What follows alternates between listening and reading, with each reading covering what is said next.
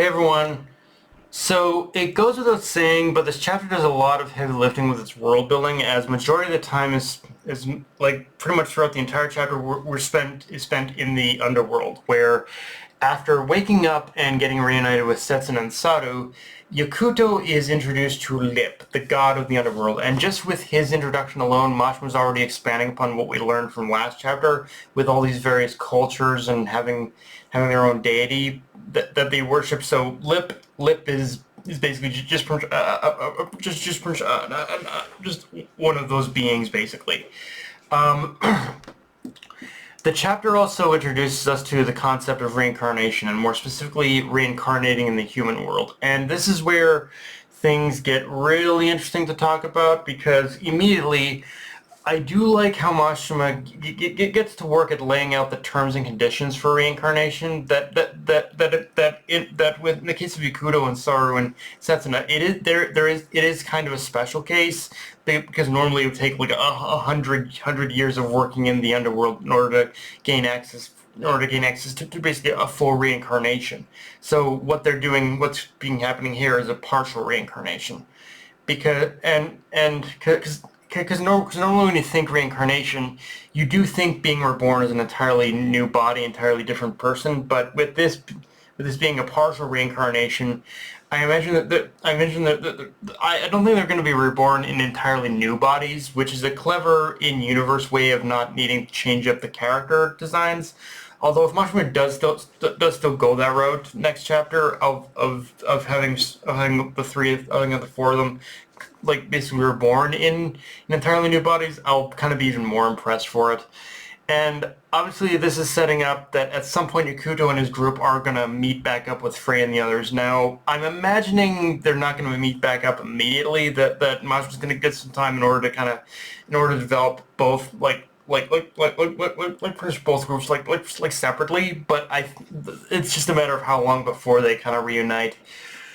Now, Now, in saying that, there's no way to talk about this whole reincarnation aspect without bringing up the major reveal at the end of the chapter, which is that Hien is back to join the gang. And this is where, despite all Mashima going into very thorough detail about reincarnation, I did still start to have reservations about the idea, as on one hand, if Hien was going to return, this was the best way to do it. My question is, how's Mashima going to play this now that basically God has effectively destroyed the underworld? But by basically God destroying the underworld, that effectively makes this whole thing a one-time trip and only one chance only in order to stop him. And I will say this, I do like how this does raise the stakes a bit, in the sense that there could be permanent death this time, but simultaneously, there's also that bigger question of what happens once the underworld is restored. Because the underworld is going to get restored regardless. It's just a matter of when it gets restored, and whether or not Mashima is willing to kill characters before that happens. Because for as much of a chance as there is of characters dying, this also puts it on the table that there's equal chance of them being brought back to life by the end. And to paraphrase a comment from my Eden Zero review of the final chapter, Mashima barely got away with this in Eden Zero, but he can't pull off the same thing here. Like, death does kind of need to be consequential. The climax of the series can't have all the main characters like make it out of this alive. Some of these deaths do need to be permanent, and I do worry Mashima is going to try and create some kind of loophole in order to get out of committing to that idea.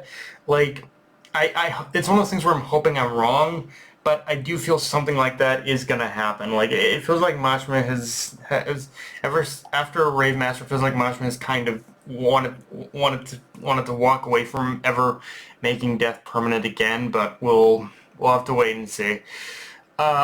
With that said, though, let's talk about God himself, or as we come to learn, his real name is in fact Elfid. Now, the stuff we learned from Lip about Elfid isn't all that new. As we learned, he basically created the heavenly world, the demon world, and the human world, and then all sorts of gods popped up in the human world afterwards, creating the religions we know today.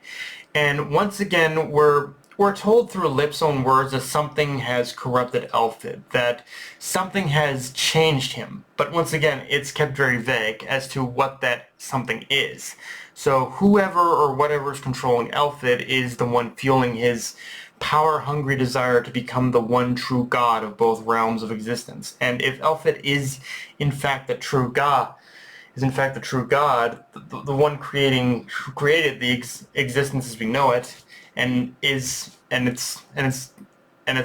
not some imposter, then what happened to him? And that's kind of the big $1,000,000 question. And as of right now, for me personally, I'm kind of going with a basically Lucifer theory, that some equivalent to the devil exists in this world and has somehow taken control and warped Elfid's mind. That's the best bet I've got for what's going on. Either that or this devil adjacent presence has stripped Elfid of his powers and masquerading as him. But regardless, the devil I think is still very much involved in some capacity here.